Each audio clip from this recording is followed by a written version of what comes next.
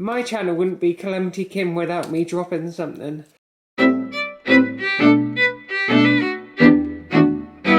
Hi guys, welcome back to my channel. On this episode we'll be getting right back on with the ransomes. Hopefully we'll get a lot done today, but without further ado, let's get on with it.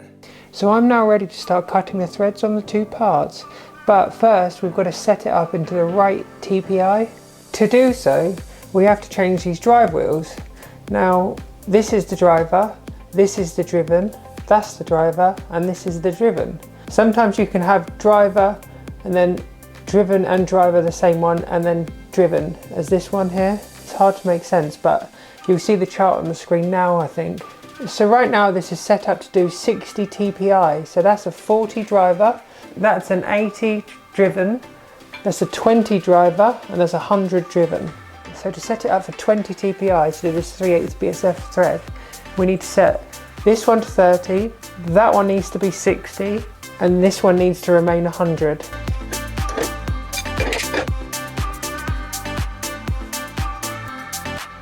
So that's 30. So I'm going to put this 100 on next. This is what drives the carriage. I'll just put an extra gear on to space it out. So now all I need to do is add the last 60mm gear, and then we can get thread cutting. So I've set the gears up so it's ready to cut 20 TPI.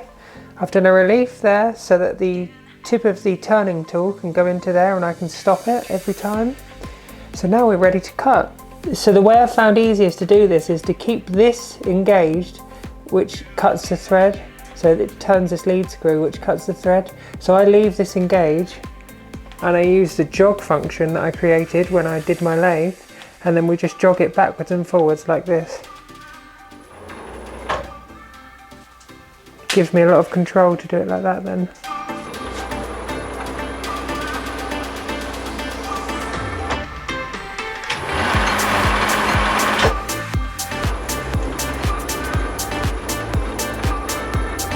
So I just made the final cut.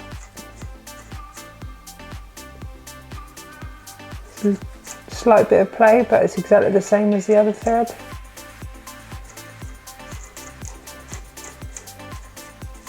So I've got this piece of high-speed steel here that I need to grind down a 55° angle on this end for the 5/8 thread. This is a 60° angle, so I'm going to keep that because it means I've got a 60 and a 55 on the same tool.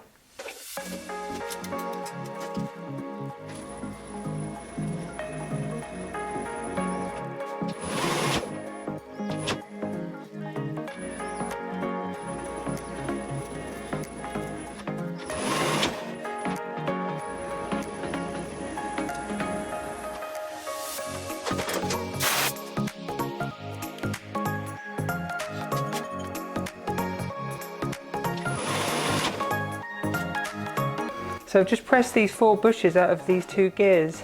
These are what we're sort of working to replace. As you can probably see, most of the bushes are actually missing the oil way because it's rubbed through. So to work out the TPI, what I'm going to do is I'm going to cut this down the middle. So I've got my square here, I'm going to mark that and then cut these down the middle.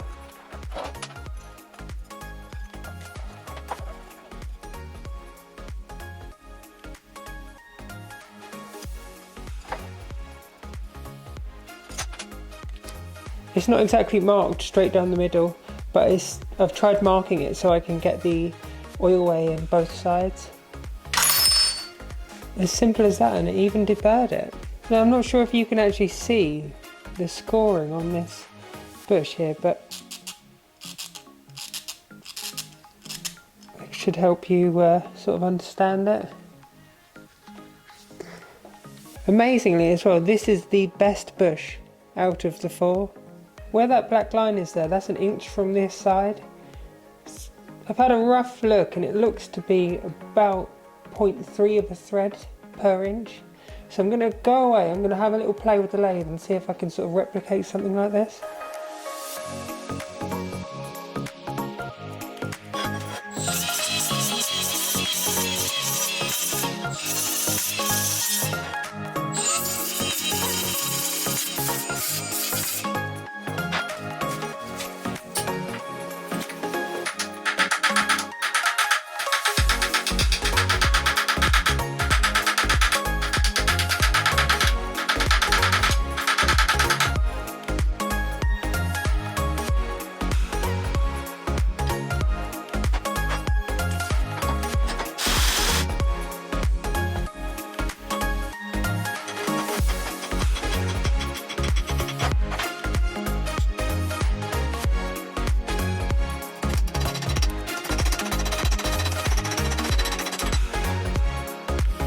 kind of forgotten how this goes back together. I'm not a very good YouTuber, but what I can do now, sort of start remembering, is doing the bits that I can remember. So I can now put these shafts in that I made. So one goes there and one goes on the other side. Just make sure they're clean and there's nothing in the edge there. A lot of you will be pleased to know that I got a hammer whilst I was in America.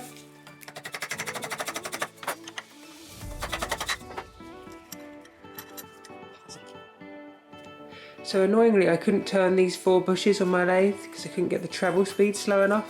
So I had to have someone do these. But what I'm going to do now that they're done, I'm going to insert them on here, and I need to be mindful that these lines need to line up, or I think could do with lining up to the oil ways here, so the oil kind of flows into them. So that's the plan now. I'm going to line them up and then press all 4 bushes in then basically. So now the bronze bushes are installed, I can install these onto the shaft, but first I'm going to oil them.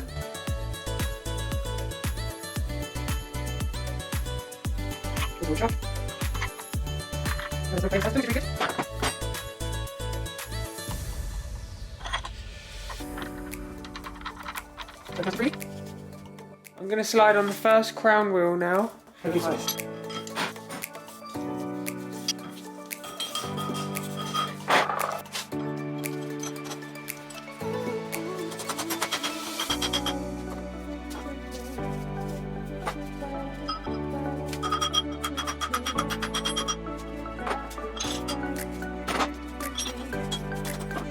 So this bit of the gearbox assembly is quite fiddly.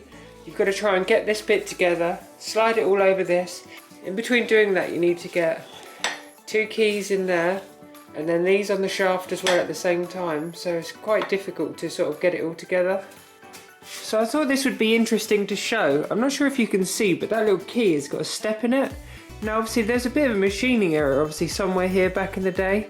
And I guess rather than replacing the shaft and redoing it, they left the old keyway, which is in the wrong place, and then machine 2 in the sort of right place. But then the key is slightly deeper, so you have to kind of slot it in there and then knock it in the top. Put it like so, hold it there.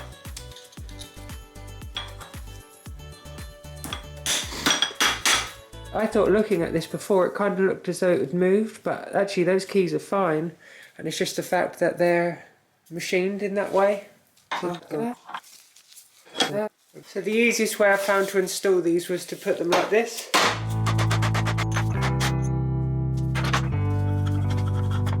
So the way to assemble this is to do this whole unit here and then just slide it in basically. It's quite heavy now though.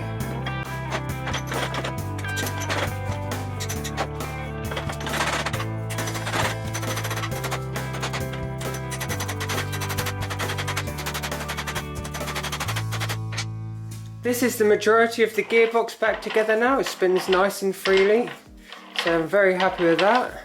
Now all I need to do is put this end bit of the shaft back on and the brake wheel for this bit, and then this whole assembly here is finished, and then there's just the shorter other half to finish off.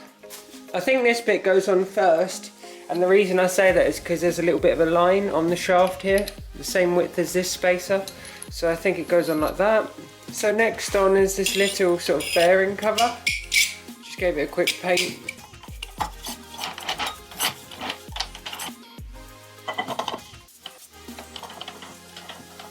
My channel wouldn't be Calamity Kim without me dropping something. This is the brake wheel for the gearbox. This sort of turns it left or right, whichever side it's sort of on. Now I dropped it and I broke it. So what I'm going to do is I've just ground it out with a grinder, and I'm going to carefully TIG weld this. I've got 316 rods and red electrode in my torch. I'll weld this and then turn it in the lathe, and hopefully all goes well.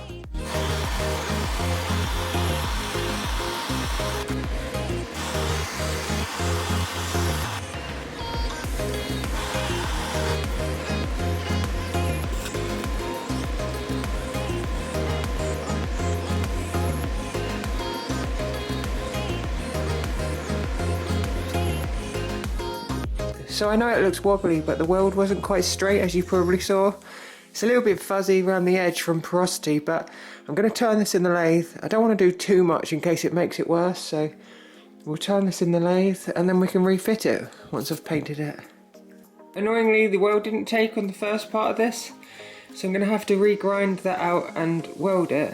Now if it was only that though, I would leave it, but yesterday it was creaking a bit and I found why it was creaking. The crack's now spread through the bottom here, so I'm going to try and grind that out and weld that as well. Fingers crossed. Unfortunately, this part is no good now. If you can see just there on the right hand side, the crack actually continued to get bigger, so I did try my best to weld it and I didn't do too bad. As I was welding it the second time to try and fix that crack, it just kept cracking all over. So I tried to weld some of the other cracks quickly, just because there was no other option at that point. This is my first time welding cast as well, so it's quite new to me, but some of it took alright, but then it was cracking underneath and just cracking along the sides that way, so yeah, it's no good, so I'm going to have to get another one. This is part of the project I've been excited for a long time.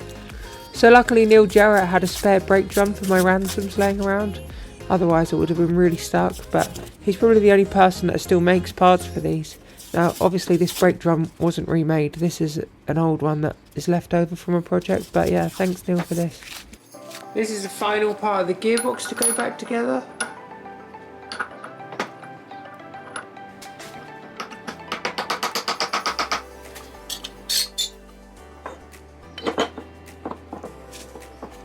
That's the gearbox ready to go back in now. Great success. I just put some sort of Wins Instant sort of gasket on there.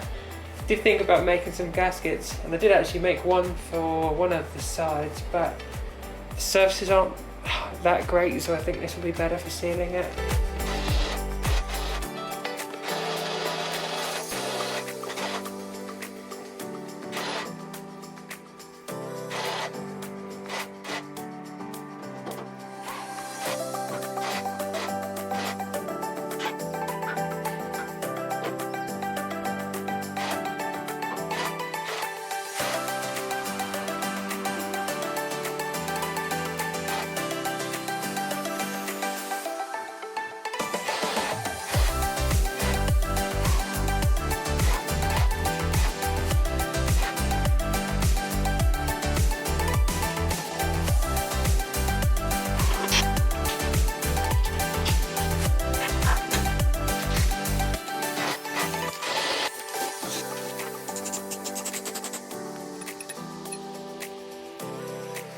When I install bearings, I'm not sure if I've said this before, but I like to install them so the numbers are at the top, because normally there's only numbers on one side. At least then in the future, if you ever need to replace them, you don't have to take the whole bloody thing apart to get to them.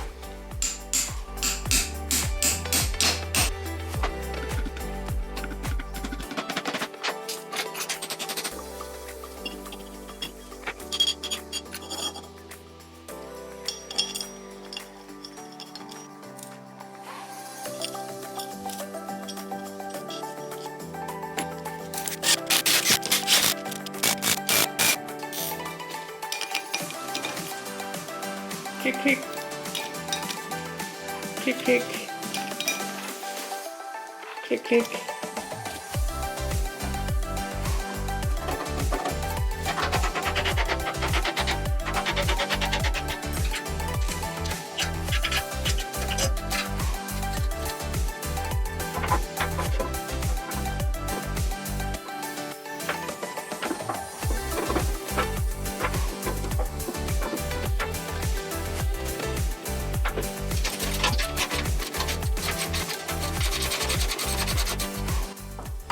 So that's all the brake bits laid out there, and the brake bands that brake on the drum, this is what steers it.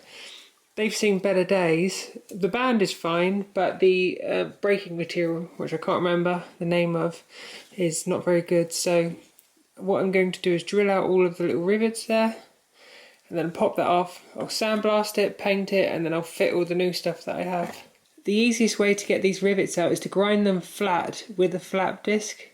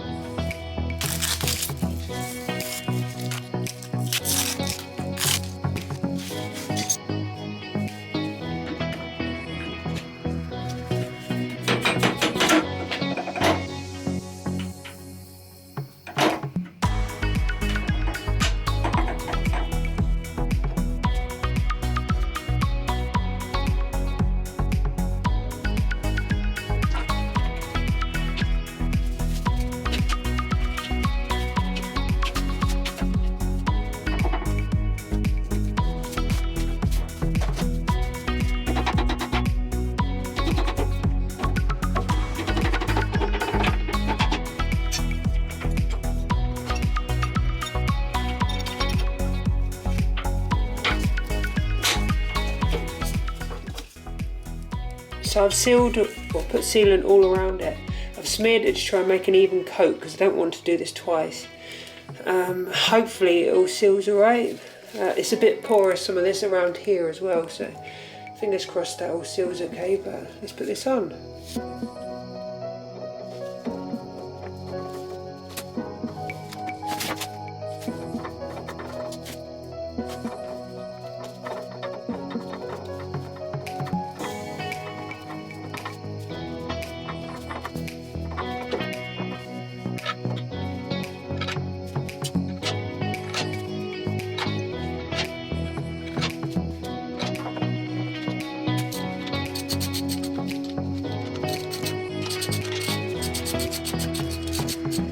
Also, if you're wondering why these two bolts are here, there's a plate that goes here. My plan is to spray this and then take these off, put the plate over. I won't be able to spray any of this with the plate on, so I need to do it before I put it on. So I just thought I'd put them in place, spray it, and then put it back on afterwards, and then spray the whole thing. Also, while we're here, I don't know if you can see the paint quality that's come out on these drive hubs is quite remarkable. That's literally just the spray cans that I got from Withams mixed up to Massey Ferguson red. I'm really pleased by that, and I'm sure everything else will come out as nice as this.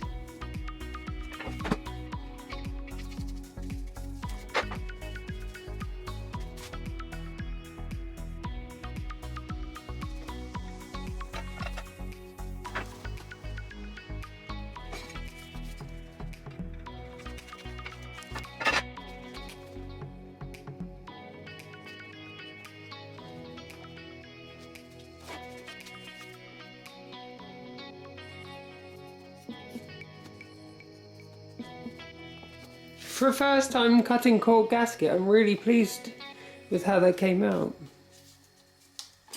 Just push it into the holes a little bit. Just using the blunt end of the scissors here. Only thing left to do is cut these to size.